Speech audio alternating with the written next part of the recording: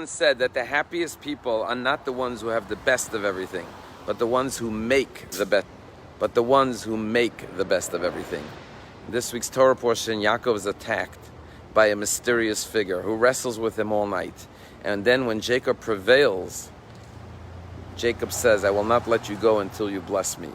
And he says, "What's your name?" He says, "My name is Jacob." He says, "Your name shall no longer be Jacob, but your name should be Israel, because you wrestled, ki sarisa im Elokim, with God and with man."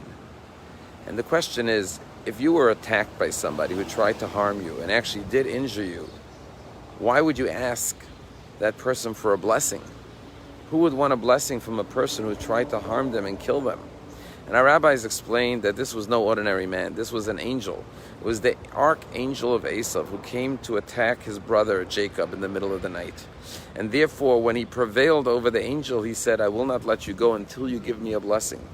And then he elicited the blessing, "Your name should be Israel, because you've wrestled with man and with God," referring to the angel. And the message of this story is that each and every one of us in life go through struggles, go through challenges.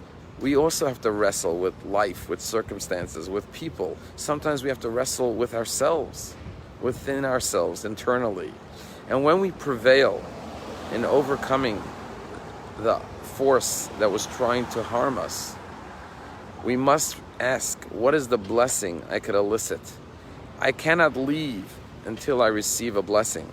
If I went through this hardship, I cannot walk away unless I've taken with me something that can serve as a blessing in my life and in the life of others. And that is why the happiest people are not the people who have the best of everything, but the people who make the best of everything. I heard once a very powerful story about during the times when there were terrible terrorist attacks, bombings in Israel. And there was a terrorist attack with a lot of deaths and injuries. And there was an organization raising money to help the victims of the terrorist attack.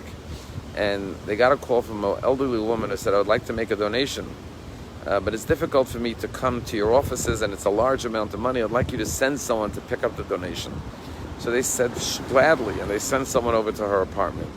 She handed the man an envelope, and the man thanked her and went downstairs to his car and opened the envelope to see the amount.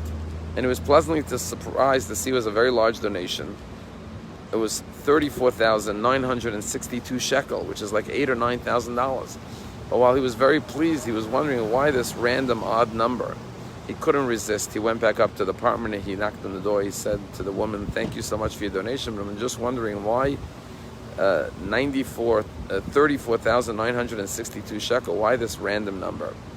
And the woman responded by rolling up her sleeve on her arm and showing the man her number from the concentration camp, which was 34962.